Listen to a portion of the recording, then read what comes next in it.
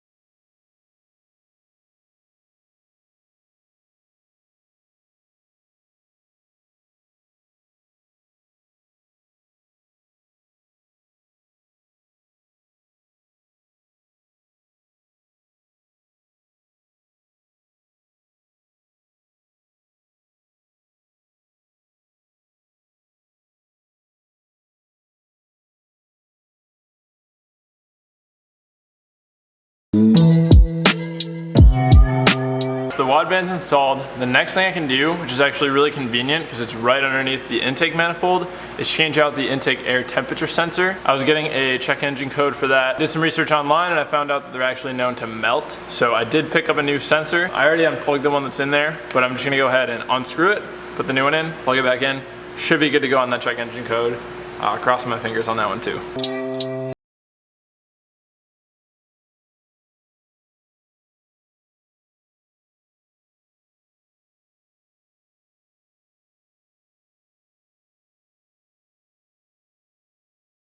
Intake air temp sensors in, Honda bond is set. All I have to do down here now is just put the sandwich plate back on for hopefully the last time with the oil filter, and then we can lower the car down and pretty much do everything else from the top.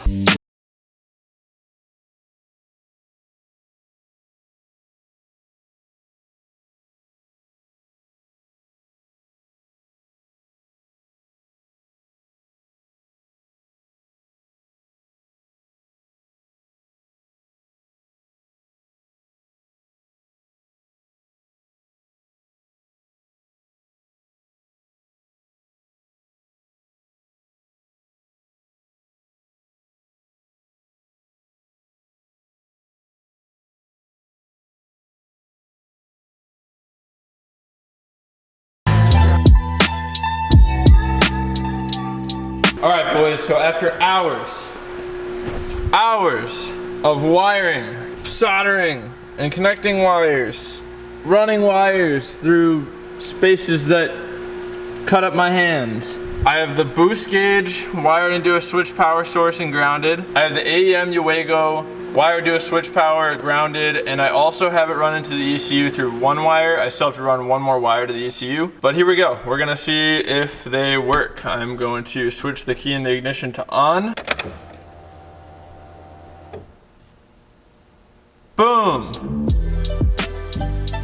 Boost gauge, turbo. And we got the air fuel ratio gauge. That's so sick, dude. This is old ass interior. It's got sick gauges. Hell yeah. All that's left right now is to finish running the last wire to the ECU. And then unfortunately, I can't start the car. I should still be able to test it to see if it's working right. But I can't start the car today because of the stuff that I put on to fix the oil leak. Unfortunately, that stuff takes like a long time to dry, a couple of days technically. I won't be starting this car again until Friday, but it does look like everything's working so far. I'll hook the laptop up in a second once I get all the wires finished, and we can check if the check engine light went away for the intake air temp sensor. We can also check if this air fuel ratio gauge is working, which is dope. All right, I'm gonna finish up and I'll pick you guys back up in a second. All right, boys, all the wiring's done. It's not tucked away or anything yet, so I still have to like clean it up and make it so that wires aren't hanging in my footwell. But yeah, I'm gonna go ahead and hook the laptop up and take a look and see if we have any interesting information being displayed. Air fuel ratio gauge is flashing L54.9. So now we're currently data logging. Intake air temp has changed to 69 degrees, which should be accurate. That's about the ambient air in the room. Throttle position percentage, let's see. Yup, air fuel ratio 1.2. I don't know what any of the buttons do and stuff on there, so I'm gonna just read the instructions real quick, figure out what's going on there. So I've been trying to figure this out. I don't really know, but I ended up having to do a little bit of rewiring down there. And when I started data logging the second time, this air fuel ratio value changed. So I have a feeling that the gauge is connecting with the Hondata. And while the gauge itself might be malfunctioning, I think that the data is still being transmitted from the sensor to the gauge, from the gauge to the S300, from the S300 to my laptop to S Manager. What this means, the gauge might not be functional. Like, I'm trying to hit this button for mode to change to air fuel ratio, but it won't let me. I don't know if maybe that's just because the car's not on. I'm not really sure. But as long as this is reading correctly, that's all I really care about for now. I can always have this replaced under warranty or something. All right, so the interior is completely put back to factory. Check that out, baby. Civic. And we got our sweet gauges installed up top. So I'm gonna go ahead and close the hood real quick. And I basically just wanna sit in this car once and turn on all the lights and the gauges and everything, just see how it all looks and just get the experience. I can't start it right now, but I just wanna see what it's gonna look like. It's really cool to me. Like, ever since I was young, I've been into this stuff, and it's just so cool to finally like do it, you know what I mean? So I'm gonna turn off this light actually. All right, so we're inside the car. I'm gonna flip the camera around so you guys can see, and I'm gonna go ahead and turn on all the lights and gauges and stuff.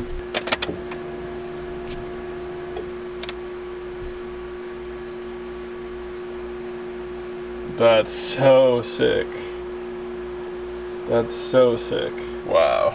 Look at that. I just need to take a minute. I just need to take a minute and just soak this in. All right, boys, all that's left to do now is to pray that the oil leak is fixed and try to change the injectors. I'm trying really hard to get this fuel rail off, but I'm gonna show you guys what the problem is. You see these three bolts? There's one there, and one there. Well, they're too close to the fuel rail to fit a socket on. Look at this gap. Look at that. There's no way I'm fitting a socket on there. The clearance is also a little bit too low to use a wrench, so I'm trying to figure out the best solution to get those bolts off. I've tried a lot of things so far. I'm gonna try one more type of socket and see if it works. If it doesn't, then I'm honestly just gonna try clamping a vice grip on it and just see if I can twist it off. It still won't fit, and it's that tiny. Time to get the vice grip.